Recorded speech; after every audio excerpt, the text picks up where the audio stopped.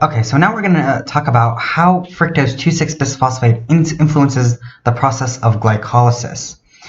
Okay, so in the previous slide, we talked about how fructose 6-phosphate is converted to fructose 1,6-bisphosphate by the enzyme phosphofructokinase 1. Now, this is a reaction in glycolysis. Now, the reverse step, which is the conversion of fructose 1,6-bisphosphate to fructose 6-phosphate, is catalyzed by the enzyme fructose bisphosphatase 1. Now, this is a reaction in gluconeogenesis.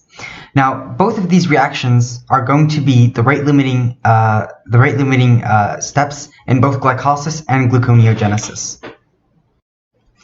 So where does fructose 2,6-bisphosphate come from in the cell?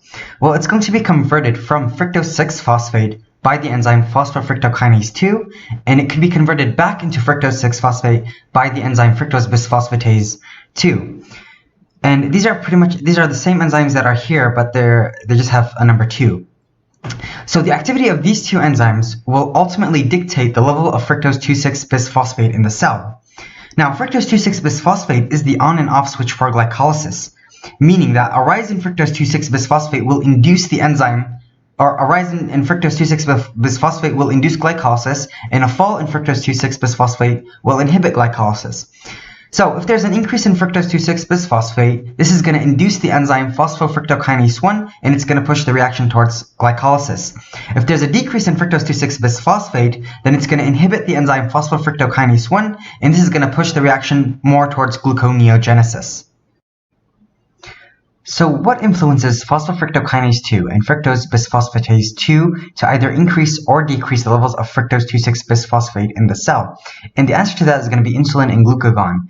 So insulin and glucagon can affect the activity of these two enzymes, and this is going to, in turn, affect the levels of fructose 2,6-bisphosphate that are going to influence the process of either glycolysis or gluconeogenesis. Okay, so now we're going to talk in a bit more detail on how insulin and glucagon affect the process of glycolysis and gluconeogenesis. So insulin is a hormone that is released after a meal. That means that it's released during when glucose levels are high in the blood. This means that insulin is going to promote the process of glycolysis because we have abundant glucose in our system. So insulin's net effect is that it's going to induce the enzyme phosphofructokinase 2. Induction of this enzyme is going to lead to an increase in the levels of fructose 2,6-bisphosphate. Fructose 2,6-bisphosphate is then going to induce the enzyme phosphofructokinase 1, and this is going to promote the process of glycolysis. Now, on a cellular level, what happens is that after a meal, of course, someone's insulin level is going to increase. Now, when insulin binds to its receptor, it's actually going to inhibit adenyl cyclase, and this is going to lead to a decrease in cyclic AMP and decrease in protein kinase A. Now, protein kinase A is an enzyme that phosphorylates everything. So if you have a decrease in activity, that means it's going to lead to the dephosphorylation of other enzymes. So it's going to lead to the dephosphorylation of phosphofructokinase 2 and fructose bisphosphatase 2. Now, the dephosphorylation of these two enzymes has a different effect on them. So the dephosphorylation of phosphofructokinase 2 is actually going to lead to an increase in its activity, and the dephosphorylation of fructose bisphosphatase 2 is actually going to lead to a decrease in activity. So the net effect is that there's going to be an increase in the activity of phosphofructokinase 2, and this is going to lead to an increase in fructose 2,6-bisphosphate.